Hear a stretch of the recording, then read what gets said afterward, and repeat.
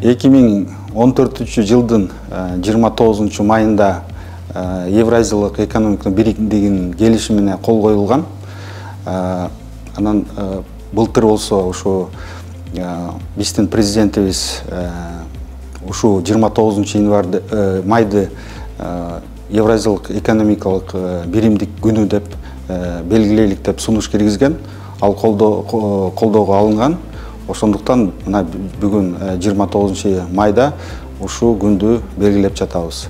Бүгүн салык кызматы тегерек стол уюштурду. Ушу тегерек столго ар кандай салык төлөөчүлөрүбүздү, ассоциацияларды чакырып, ушу жанагы экспорт импортко тиешеси бар товар ташыган мекемелерди ошо чыгырып, бияктан жанагы биздин ушу аткарып аткан жумуштарыбыз боюнча маалымат берилди. Андан тышкары ушу алардын суроолорго жооп берилген. Айтып кетсек, ушу тегерек столдо жанагы ээп алкагында көп келишимдер кабыл алган боюнча маалымат бердик. Биринчиден бул жана маркировка боюнча келишим,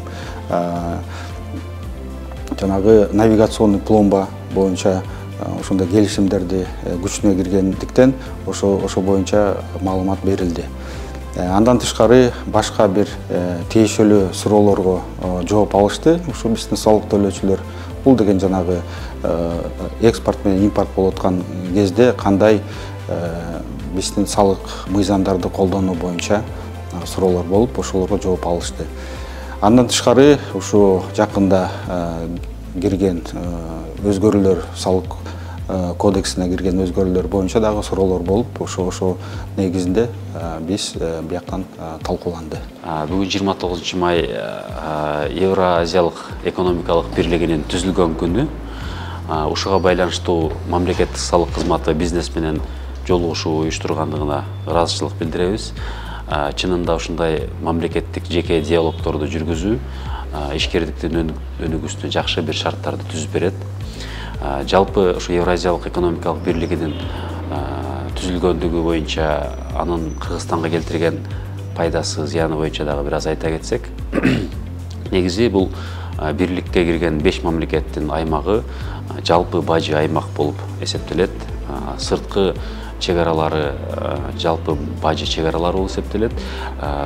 Бул 5 мамлекеттин ортосундагы чегараларда бажы контролу жок, салык контролу гана бар, салык текшерүүлөр, салыктык жөнгө салуу бар. Ошол себептен импорт, экспорт маселелеринде бул 5 мамлекеттин ортосунда товар жүгүртүү маселелеринде салык кызматынын ролу аябай зор.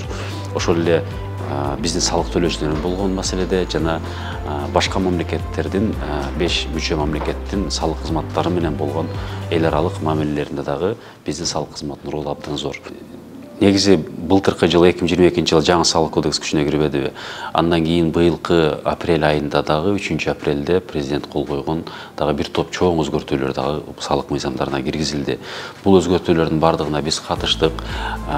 Салык органы жана экономика министрлиги бизнес менен түздөн-түз сүйлөшүп, кеңешип kesken бармак оорубайт дегендей көптөгөн орчундуу маселелерди талкуулап, аларды ушул мыйзам аркылуу чечкенге аракет кылышты.